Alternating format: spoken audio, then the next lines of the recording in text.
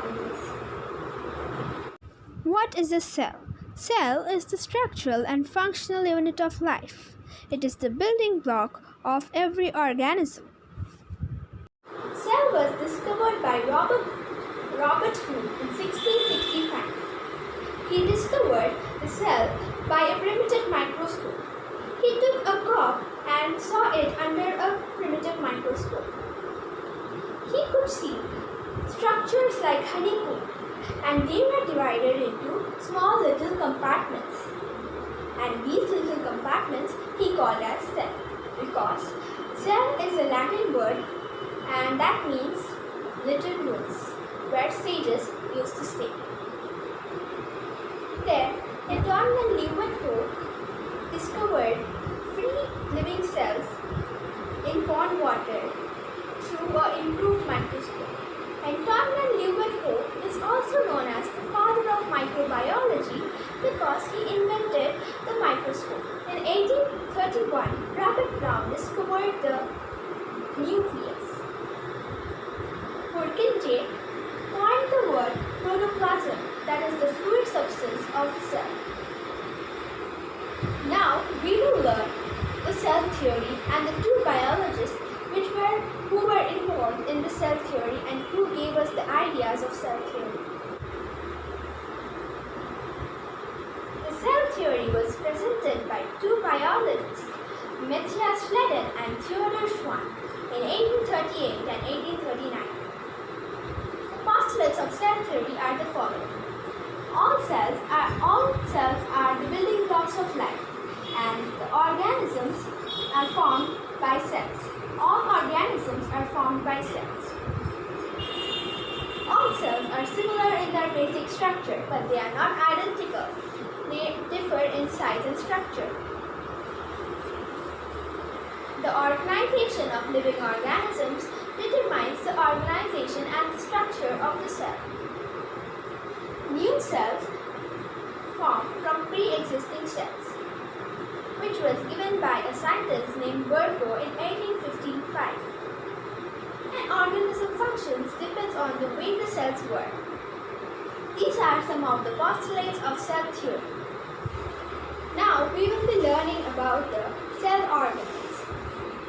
There are three main cell organelles which are present in all types of cells. The first is the plasma membrane, the second is the nucleus, and the third is the cytoplasm. They are present in all cells. And the cell wall. The cell wall is present only in the plant cells and not the animal cells. So let us take the first one. The first one is the plasma membrane. Plasma membrane is the outermost covering of the cell. It helps in the exchange of gases in and out of the cell. It is a semi-permeable membrane which allows the entry and exit of particles inside and outside the cell. The next is the nucleus. Nucleus is the brain of the cell. Nucleus controls all the activities which are going inside the cell, like cellular respiration, cellular reproduction. And in the case of nucleus, there are two types of cells. The nucleus contains the DNA. The DNA is present inside the chromatin material. The chromatin material divides to form chromosomes when the cell is in the state of division. The functional segments of DNA is genes. Eukaryotic and prokaryotic cells. Eukaryotic cells are cells which have a definite nucleus, and prokaryotic cells do not have a defined nucleus. Instead of nucleus, they have a nuclei. So what is nuclei? Nuclei has only some nucleic acids and it does not have any nuclear membrane. Prokaryotic cells and eukaryotic cells can be differentiated in two ways.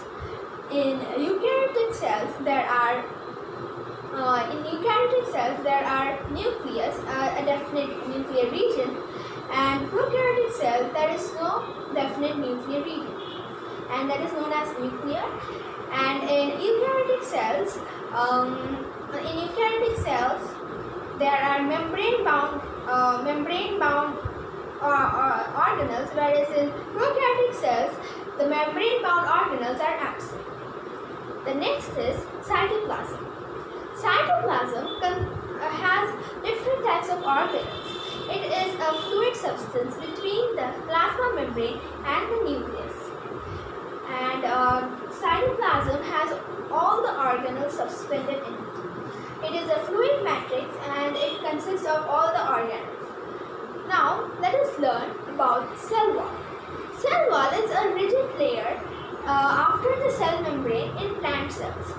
So, cell wall is rigid, it allows all the particles, and then these particles get filtrated in through the plasma membrane.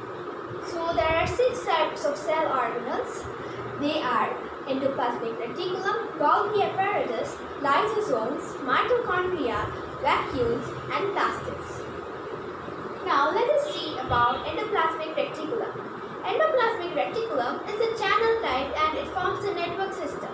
Endoplasmic reticulum has 2 types of endoplasmic reticulum, and they are rough endoplasmic reticulum and smooth endoplasmic reticulum. So let us differentiate them. Rough endoplasmic reticulum has ribosomes attached in it and it is responsible for protein manufacturing. Whereas smooth endoplasmic reticulum has 2 functions. It manufactures fat molecules, that is lipids, and also it detoxifies drugs and poisons in liver cells in the vertebrates. And these two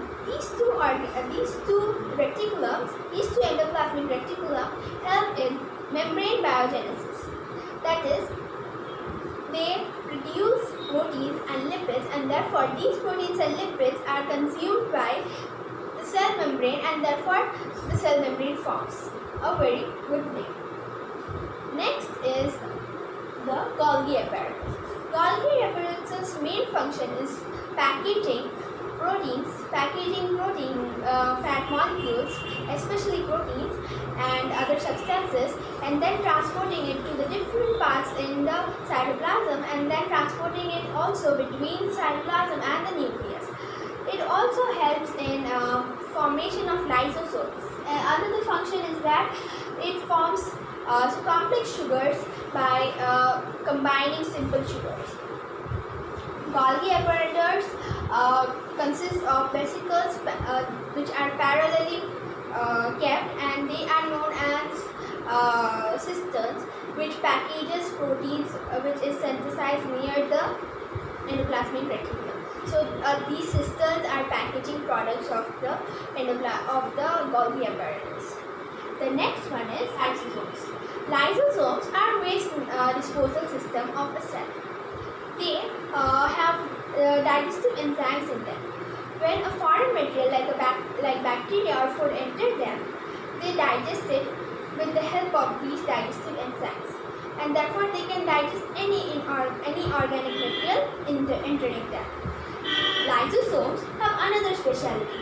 They are known as suicide glands, because when there is a disturbance in the cell metabolism, at times the cell may be damaged, and that may result in lysosomes to burst.